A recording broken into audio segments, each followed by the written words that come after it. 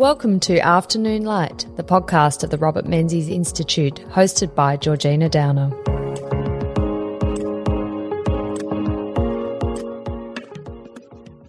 Australia is one of the world's most successful multicultural nations. From convict transportations and free settlers from England, Scotland and Ireland in the 18th and early 19th centuries, through to European migrants in the 1940s and 50s, displaced people, Vietnamese in the 70s, Chinese in the 80s, and the more recent phenomenon of Indian migration, Australia is a melting pot of religions, traditions and cultures.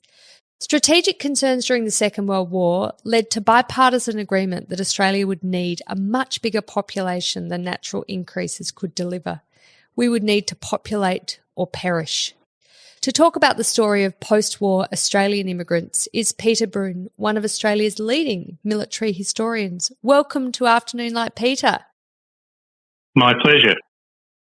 Thank you for joining me from Adelaide, which is recovering from a pretty intense heat wave. So I hope you're cooling down now. Tell me, Peter, what was the situation when it came to migration to Australia prior to World War II? I think there are two very critical points that came to light, to my amazement, actually during the war. The first problem was that we had a giant scare when the Japanese got as far as Papua New Guinea and were trying to capture Port Moresby. So one of the reasons was a strategic view that we had to grow our population in order to defend ourselves. But then the really critical issue was the fact that right through the Western world, a whole generation had gone through the Great Depression and all of the suffering that entailed, but then they'd gone through the most horrific war in history, and rather than just winning the war, they wanted a better society after the war. And that included such things as improved transportation, better housing, social services, irrigation, power, and these things could not be accomplished without a growth in population. And the thing that just amazed me was that the Labor government, as early as 1942, was planning reconstruction while the Japanese were busy fighting us in New Guinea. And they consulted the academics around the country, and eventually they woke up to the fact that we would need a population increase of about 140,000 a year. Now, the problem was that natural means were going to furnish 70,000. So we had to have 70,000 immigrants a year, starting from about 46, 47. And the fascinating thing about that is that, in a sense, the politicians coerced, if you want to use the word, the Australian population into gradually realising that Britain wasn't going to furnish 70,000 a year. It had a tremendous shortage of shipping. Many British people didn't want to come here. And so the academics were warning the government that we might be very smart in taking refugees, displaced persons from Europe. Why didn't Britons particularly want to come to Australia, though, by the 1940s? Was it because they thought the economic conditions were no good, it was too far away? I mean, Britain after the war or during the war must have been a pretty tough place to live. You'd have thought they would want to get out of there as soon as they could. We did get quite a number of British immigrants, but we were never going to get enough. And as I've just said, with the ambitions of an improved society, the British had what was called the Beveridge Report. And they identified the very same aspirations amongst the British people as we had in Australia. In other words, improved social services, education. Beveridge came up with the idea that every worker would have 1 shilling taken out of their pay every week for a superannuation retirement fund. So, yes, we did have British immigrants, but we were never going to get enough of them. So the government in Australia was convinced that the British migration wouldn't supply the requisite 70,000 needed to populate the country for our economic post-war reconstruction, but also for our security needs. So how did the government go about identifying where to find these migrants? Well, there are a number of academics pointing to the fact that as early, once again, as 1942-3, they were saying that war-ravaged Europe were going to have the opportunity to give us an enormous number of refugees or immigrants.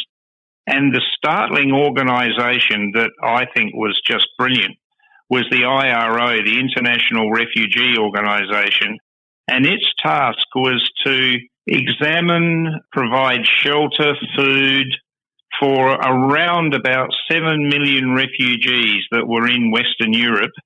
And Chifley, who was Prime Minister at the time, found out that this great number of displaced persons were sitting in Europe and advised Arthur Calwell, who was the Minister of Immigration, to go on a fact-finding mission, which he did in 46, or it might have been 47. And Calwell met representatives of the IRO in London, and they came up with a pretty attractive plan. They had already screened a lot of these displaced persons, and they decided that they would give countries like Australia, Canada, they would provide the shipping. Now, there was an enormous shortage of shipping. As you would know, the Germans managed to sink an enormous amount of shipping during the Atlantic War. And so the IRO were providing more or less free shipping. And Calwell then made a tour of some of the DP camps and put in a system whereby screening officers were recruited. Many of them were young veterans of the RAAF. And I think the thing that startled me was the fact that this had not been done before. This was totally new ground. For example, if you were standing up in front of me at a desk in a displaced persons camp in Europe, there'd be every chance that you'd have the clothes you were wearing, maybe a very small suitcase, and more than likely you wouldn't have much, if any, paperwork. And my job was to assess you to see whether we could take you to Australia. However free the shipping was, the screening process was really quite an enormous task and a difficult one. And what sort of people were they looking for, Peter, when they were screening these refugees in Western Europe?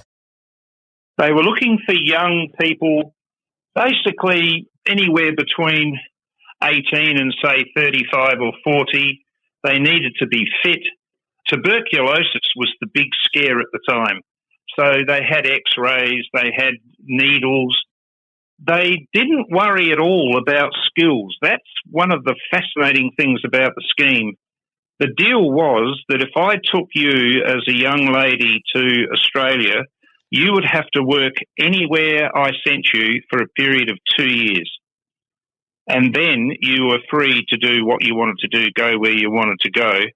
But it was a very clever scheme in the sense, for example, our railways were underdeveloped. We had enormous challenges there, the timber industry, things like the Snowy River scheme, cane cutting in Queensland, domestic women required for Melbourne, Sydney, Adelaide, factories. And so wherever the need was, we placed those people. It sounds a bit harsh, but it was very, very pragmatic and successful. Now, Arthur Calwell, who of course becomes opposition leader later on, but as Australia's first ever immigration minister, he certainly was strongly committed to the White Australia policy. And in some of his speeches, you read quite sort of racist language towards non-British and non-white migrants. How was he even personally overcome these concerns and particularly able to convince his Labor supporters who'd traditionally been very concerned about the impacts of importing foreign labour into Australia for the impact it might have on wages and conditions and the like? The fascinating thing really, I believe, is that when we look at the White Australia policy now in 2024, obviously we're appalled. But it's very interesting to note that Canada had exactly the same policy. The other point that's worth remembering is it was a very, very different Asia and Southeast Asia than it is now. For example, Singapore and Malaysia weren't Singapore and Malaysia. That was British Malaya. Indonesia wasn't Indonesia. It was the Dutch East Indies. Indochina was French. And so the idea that you would be recruiting people from that area, one, obviously you're right, it was racist. But as I said, the Canadians were exactly the same. But two, how do you set up a system? It was colonial Asia. And Caldwell wasn't out there by himself with that attitude. All parts of the political system in Australia at that stage were very much white Australia. But I think the thing that stands out about the whole deal, probably in contrast to immigration as we speak, is that it was terribly bipartisan, and that is a tremendous salute to both political parties at the time. Arthur Caldwell was pretty well fanatical about the idea of populating our country with Europeans, admittedly. Harold Holt merely took over Caldwell's work and followed it through just as energetically, just as diligently.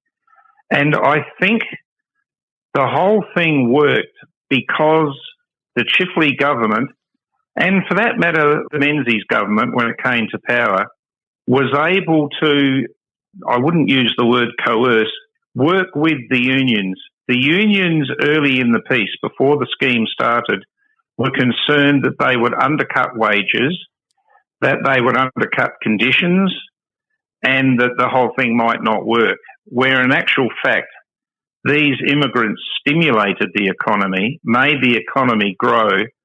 And the startling thing to my way of thinking is, when you look back on it, it's the most stirring political, social, and above all, economic experiment in Australian history, the sheer magnitude of it.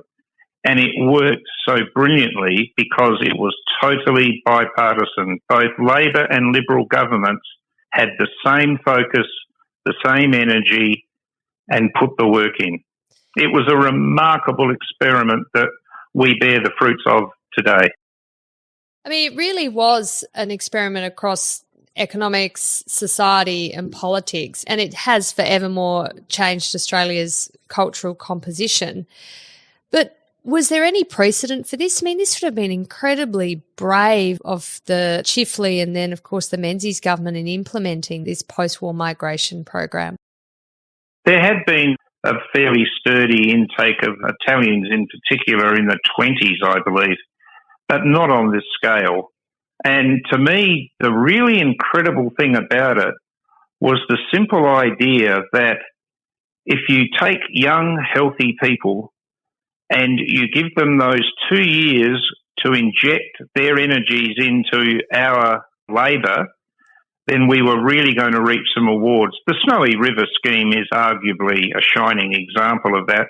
The railway system, the metric tonnes, the incredible increase in timber, the cane cutters in Queensland, to say nothing of the people that came to the cities and filled necessary jobs. And I think the extraordinary thing about it is we didn't have a textbook. We didn't have guidelines.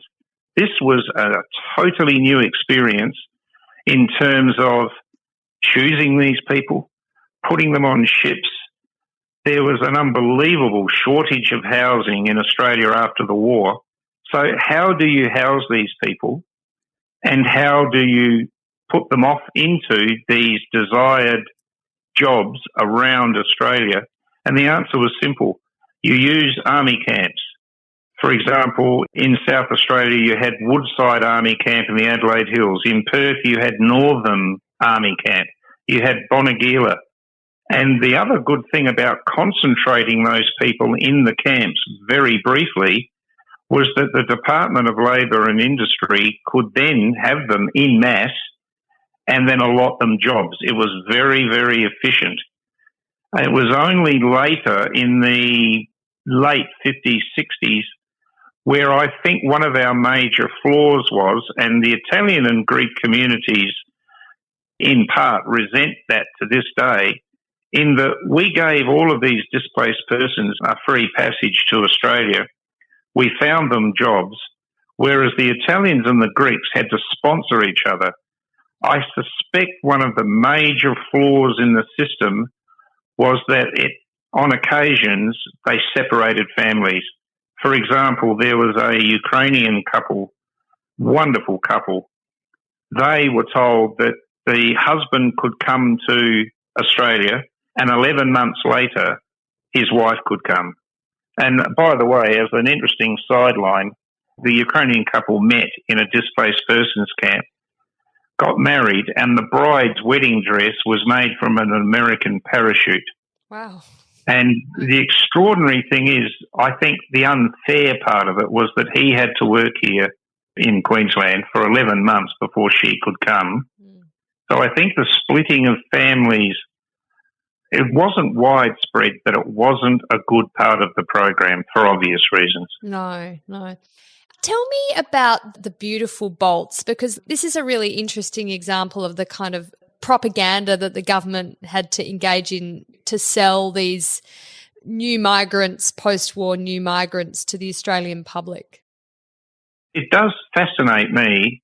I quoted a gentleman, I suspect he came from Melbourne, Mr. Stafford, worked for the Immigration Department for years, quoted him in the book as saying, well, he picked the Balts first, as they called them, the Baltic people, because they were the most like us. And he actually quoted, he said, if you passed one in Collins Street, Melbourne, or North Terrace, Adelaide, you wouldn't give them a second look.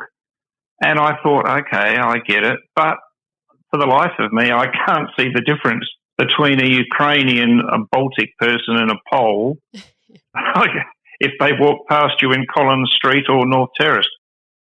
Yeah, but it's interesting that photos that were published by the newspapers when these first group, I think of 800 or so displaced people from Baltic countries came to Australia, and they're blue-eyed, blonde, red-haired. They're standing there with Corwell looking, they're actually in traditional dress. They're not necessarily dressed in clothes that you might have worn in Australia in the 1940s, but they look as attractive as you would expect, and they're young and look like a prospective wife or husband, a good worker, that sort of thing. Do you know two things that I believe the book does that I haven't seen much done on at all? The first thing is the simple fact, and it's probably the military historian in me, we didn't fight in Central and Eastern Europe. We fought in Greece, yes, but we didn't fight in Central and Eastern Europe. So one of the things I was very, very keen to accomplish with the book is to pick the 13 or 14 countries from Eastern and Central Europe who sent us the most immigrants, and then get one sample of each nationality. And I suppose if you were lazy, you could say, okay, I live in Adelaide, I'll get all 14 stories in Adelaide.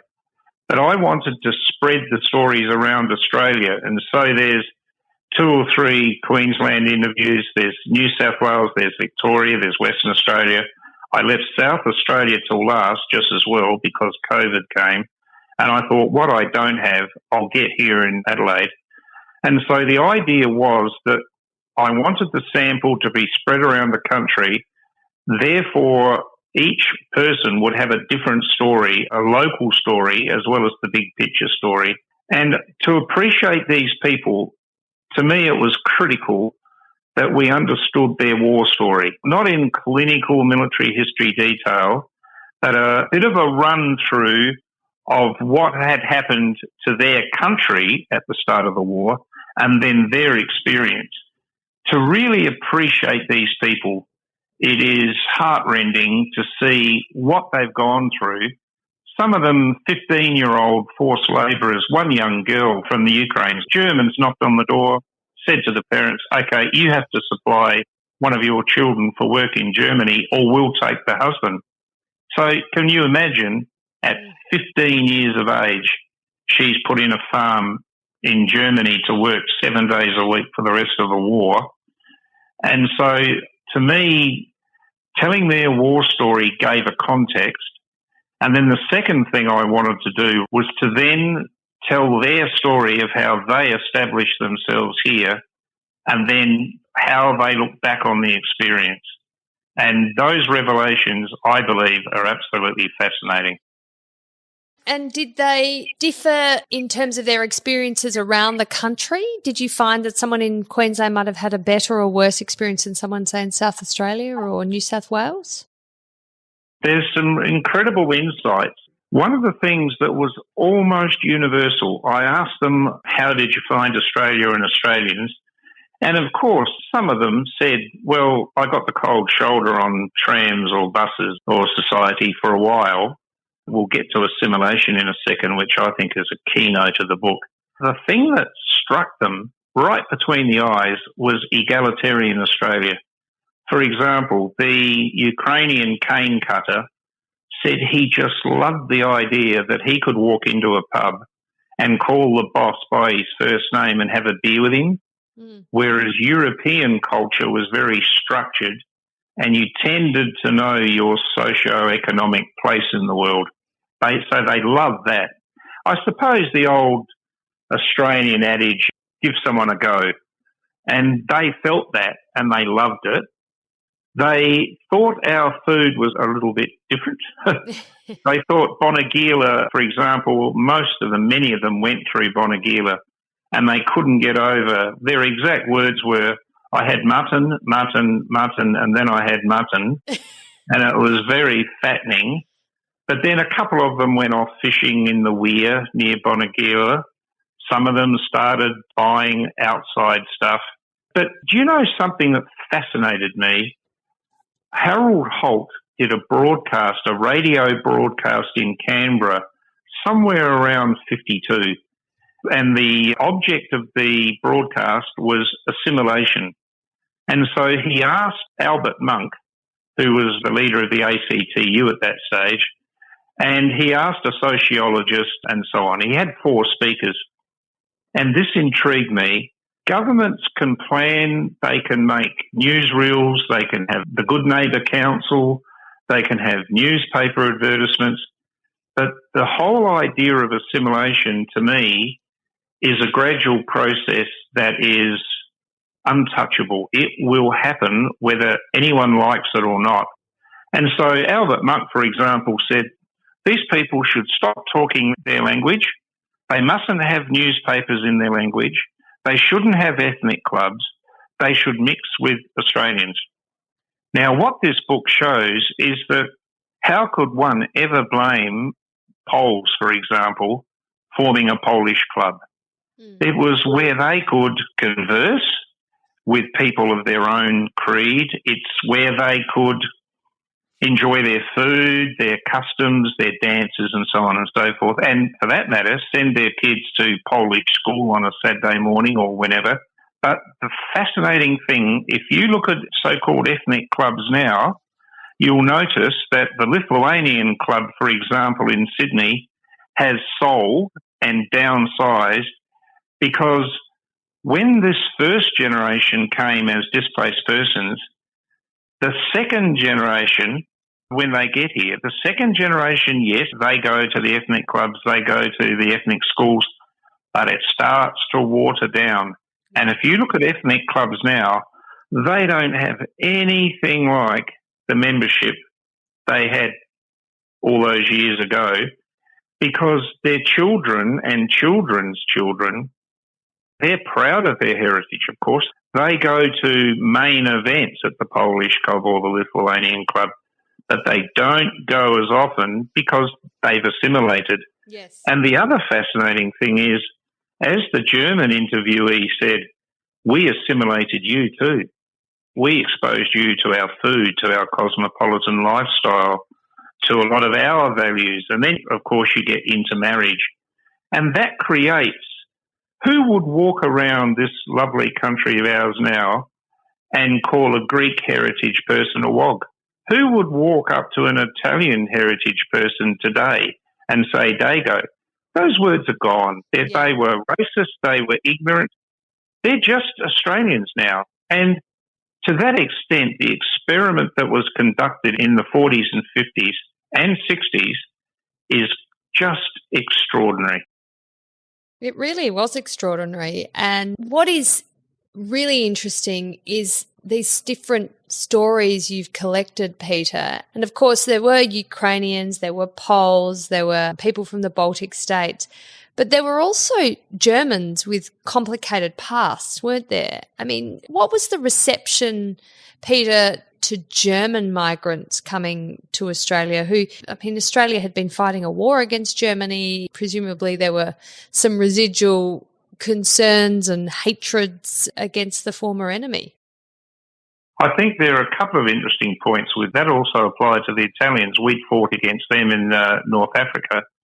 The really interesting thing is, initially, we didn't have any Germans. And Mark Ahrens has written a fantastic book about Nazi collaborators that managed to get into Australia. That was partly due to the fact that our screening system was complicated. As I've said, we had no experience to go on. But the other interesting thing is, from around about 51, we made a deal with the West German government, and it was decided that we'd even have ex-SS people, provided they were under a certain rank. But to answer your question, I think maybe because we'd already had a reasonably strong history of Germans coming to our country in the 1800s, particularly in South Australia. And I think it gets back to the old adage, give someone a go. We needed them as much as they needed a new life. And I think some people at the time tended to think we'd done these people such a wonderful favour. They helped build our post-war prosperity. They've added so much to our culture. And, I mean, it's incredibly ironic, and I love the story of Celestino Foti, who was in the Italian army, captured by the Australians in Tobruk, sent to Cowra, prisoner of war camp in New South Wales, woke up to the fact that the future was Australia, and the Foti family had been pyrotechnicians for a couple of centuries on a small scale. And he said to his wife, I think the future's in Australia. Now, this is where it was tough.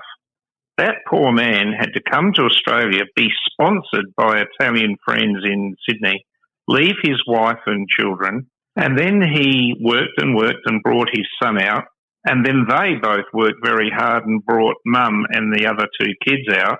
And particularly for someone like me who's a baby boomer, all of your baby boomer listeners would probably fondly remember Guy Fawkes Night, where we had our skyrockets and squibs and bonfires and all of that stuff. And the Vulcan Firework Company in Sydney made all of those crackers. Foti started out as a prisoner of war in Australia and ended up buying out the Vulcan Firework Company. Oh, wow. And all of those magnificent fireworks we see on Sydney Harbour and the bridge every New Year is Foti International Fireworks. That's amazing. Amazing story. Not a bad effort, is it? Yeah. And then they lectured us. His wife opened the first espresso coffee lounge in Campbelltown, Sydney, and the first customer came in and said, I'll have a cup of your Chino. And one of the waitresses asked her whether the longer spaghetti grew on bigger trees. So we were learning too. Absolutely. But do you think, Peter, that there were many serious war criminals who were allowed to come into Australia through the period of the 50s? Yeah, there's no doubt that a number of them got in.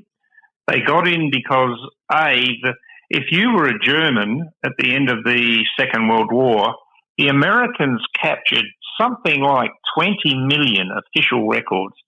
You could track a German down very, very easily.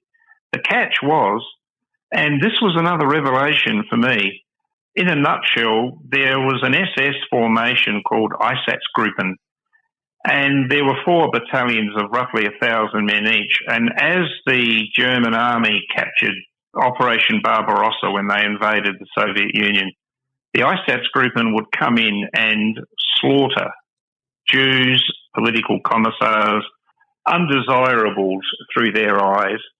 But they couldn't do that job themselves. There were a lot of Nazi collaborators who did a lot of the dirty work with them and for them. Some of those collaborators went into Germany, Austria and Italy as the Russians came forward towards the end of the war. And then, as I mentioned earlier, if one of those collaborators was standing up in front of you and I and we were screening them to see whether we'd let them in, it would be very, very hard to prove that they had done anything wrong. The problem came, and this is the sad story, some of these people got on the ships and were coming out, and they were exposed by other people who had seen some of their acts. Or in the case of some of the SS blokes who had, an SS soldier had his blood group and number in his left armpit tattooed. And they saw some of these people washing themselves on the ship and saw the tattoos. One or two even bragged about what they'd done, and yet we didn't kick them out. And I suspect there's two reasons. One is that Caldwell didn't want adverse publicity about the immigration scheme. And the other thing that comes out in David Horner's history of ASIO is that Western intelligence believed that some of these people might be useful in intelligence work. And the really ridiculous thing is they weren't. We thought they might be, but they weren't. And so to answer your question, yes, there were a number of Nazi collaborators that came into Australia.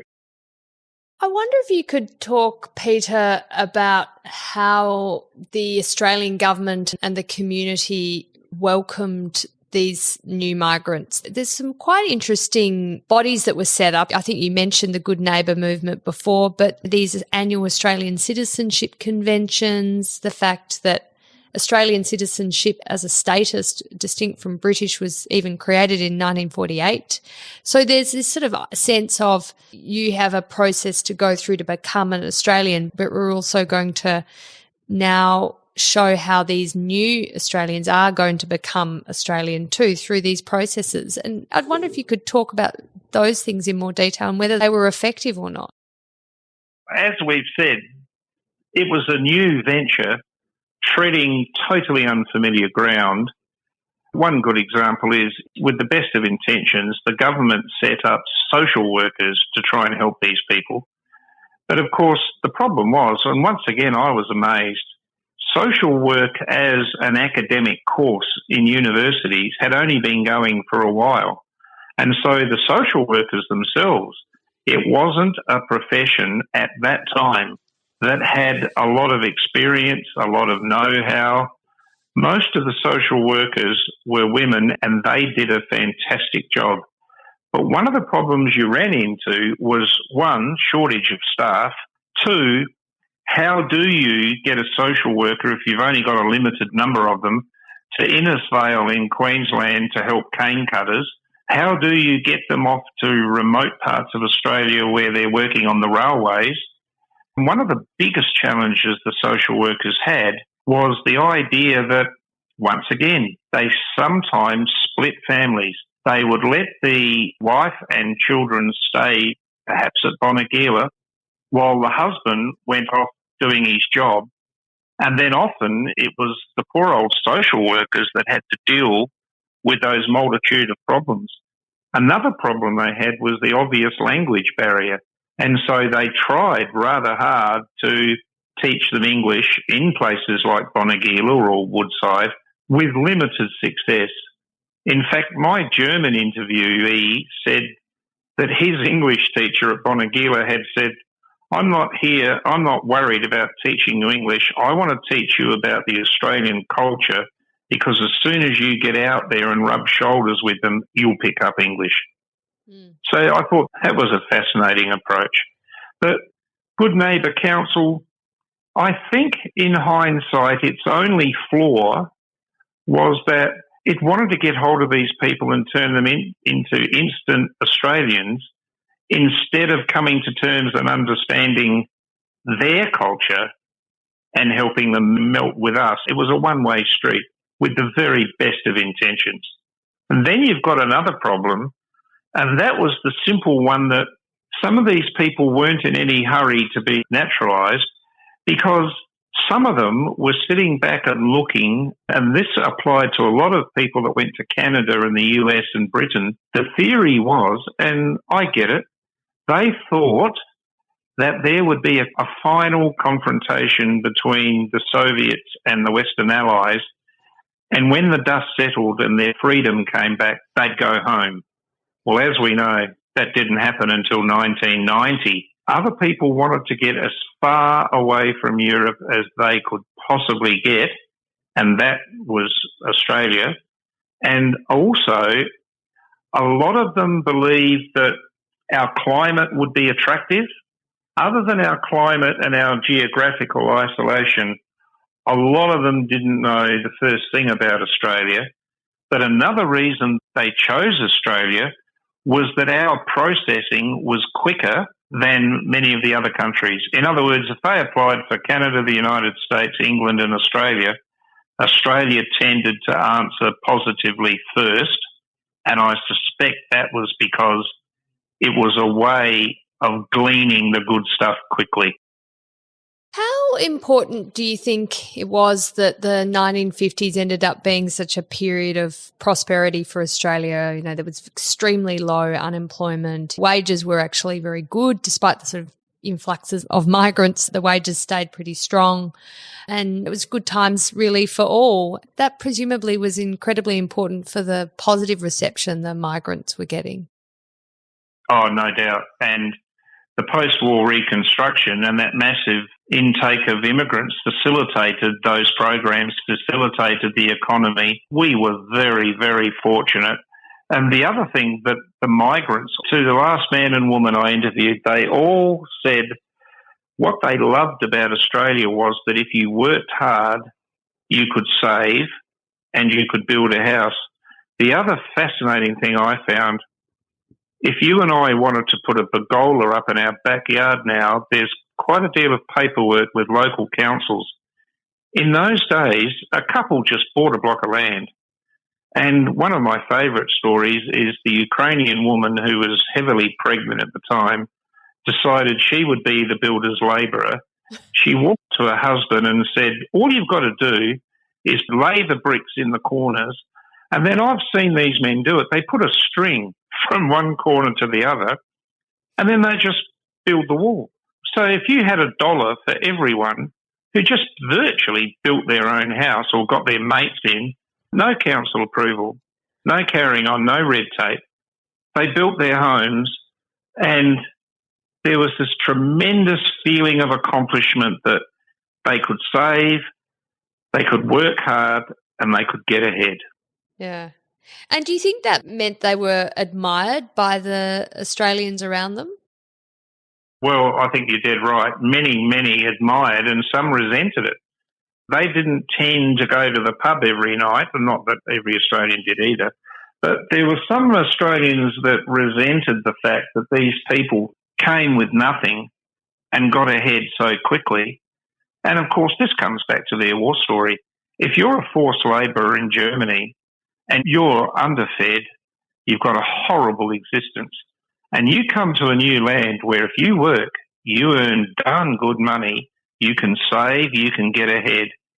They had the motivation. They were finally in their lives in a position where they would be rewarded for hard work. And by Joes, they did just that, hard work.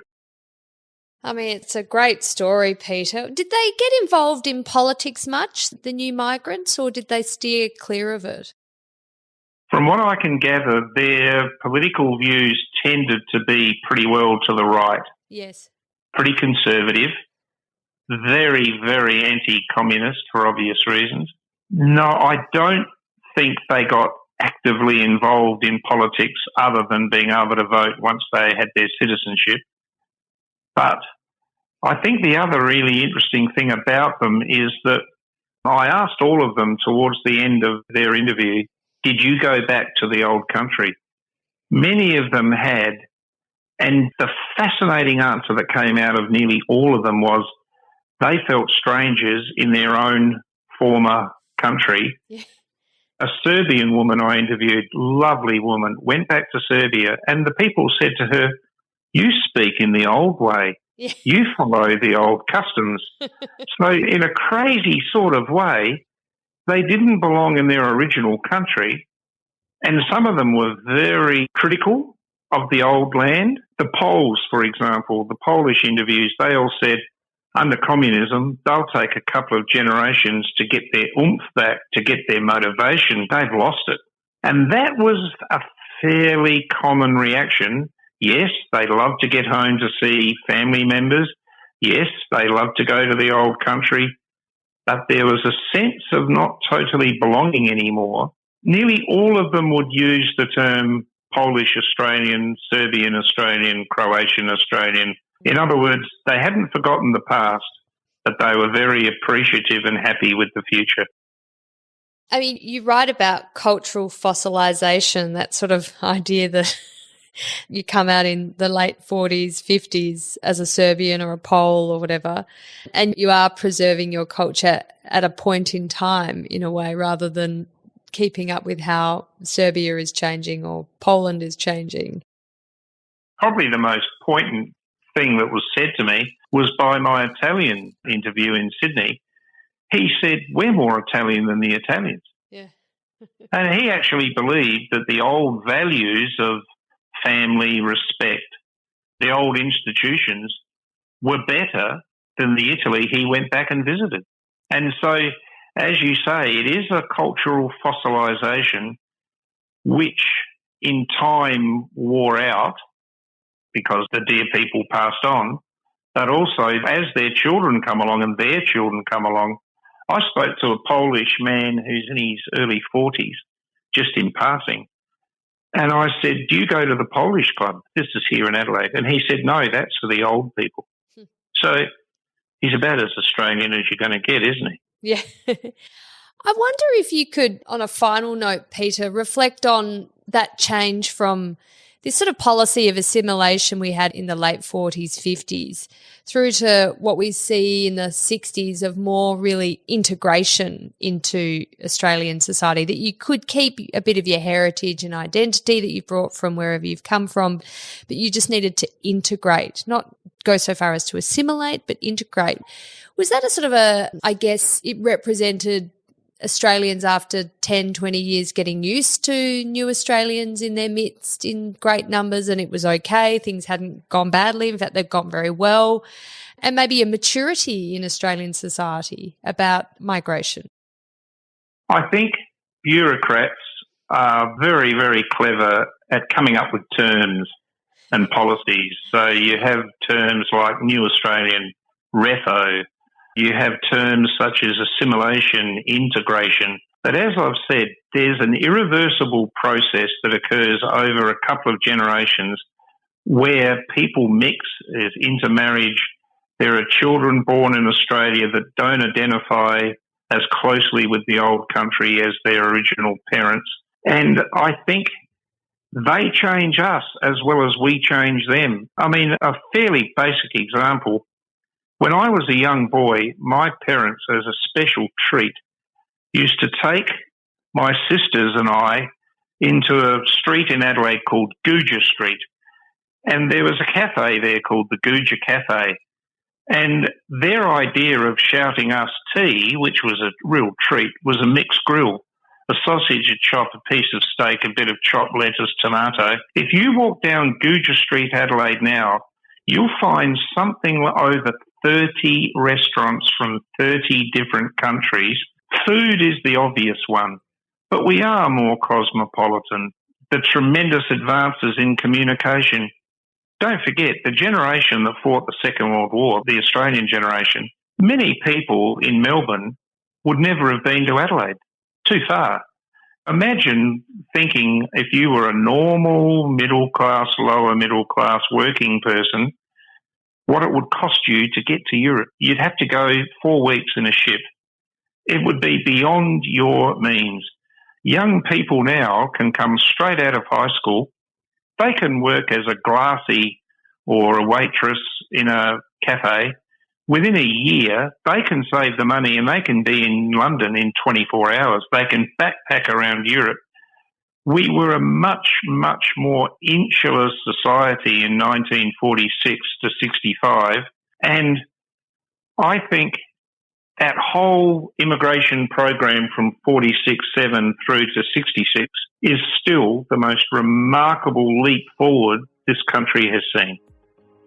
Well, I think you're right, Peter. We live with the impacts of it very much to this day, and I think makes us just such a unique and, I think, wonderful country to rival any other across the world. But Peter, thank you very much for giving Australia this book and, of course, the discussion today. I've found it absolutely fascinating. It's been my pleasure, Georgina, and best wishes to your listeners. Thank you.